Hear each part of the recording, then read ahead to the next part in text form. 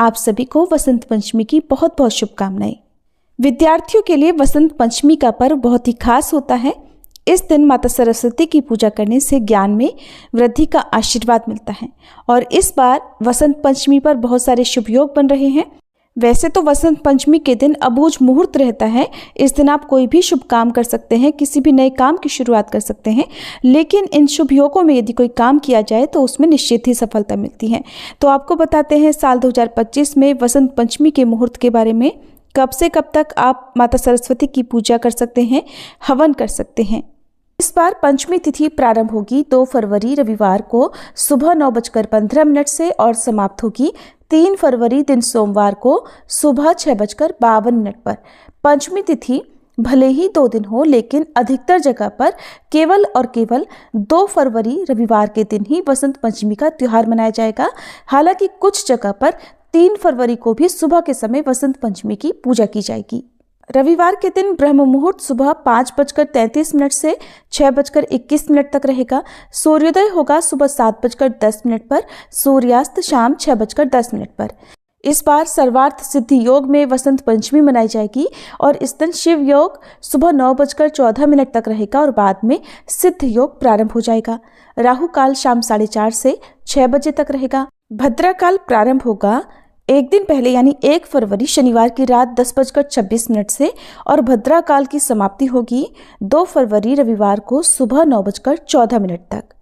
सरस्वती पूजा का शुभ मुहूर्त सुबह 7:09 से दोपहर 12:35 तक रहेगा और जो लोग भद्रा का विचार मानते हों, सुबह के समय आप ऐसे में पूजा ना करके भद्रा काल की समाप्ति के बाद से दोपहर के शुभ मुहूर्त के अंदर अंदर पूजा कर सकते हैं। इस बार भद्रा का वास मृत्युलोक में होगा और मृत्युलोक में भद्रा होने पर यह विशेष कष्टकारी और अशुभ मानी जाती है। ऐसे में भद्रा का त्याग करना चाहिए और कोई भी शुभ काम भद्रा काल की समाप्ति के बाद करने चाहिए। लेकिन ज्योतिष शास्त्र में ऐसा भी कहा गया है कि वसंत पंचमी के दिन अबूझ मुहूर्त रहने के कारण भद्रा का कोई भी अशुभ प्रभाव मानव जीवन पर नहीं पड़ता है। ऐसे में जो लोग भद्रा का विचार नहीं मानते हो, वो किसी भी समय किसी भी नए काम की शुरुआत, पूजा पाठ या हवन इत्यादि कर सकते हैं।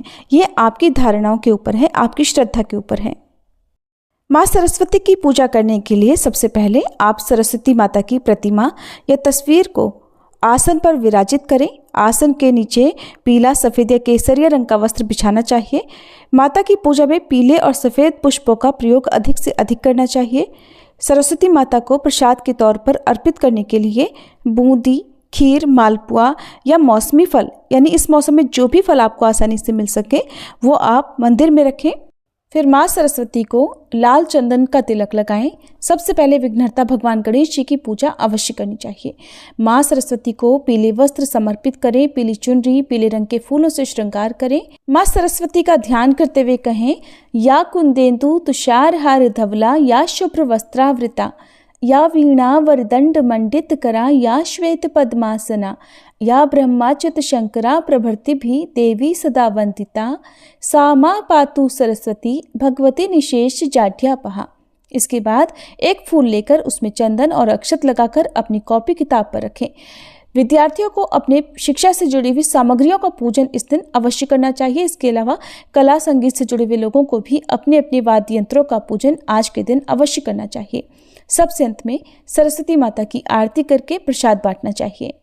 इस तरह से आप सरस्वती पूजन आसानी से कर सकते हैं। ये थी आज की वीडियो। उम्मीद है आपको पसंद आई।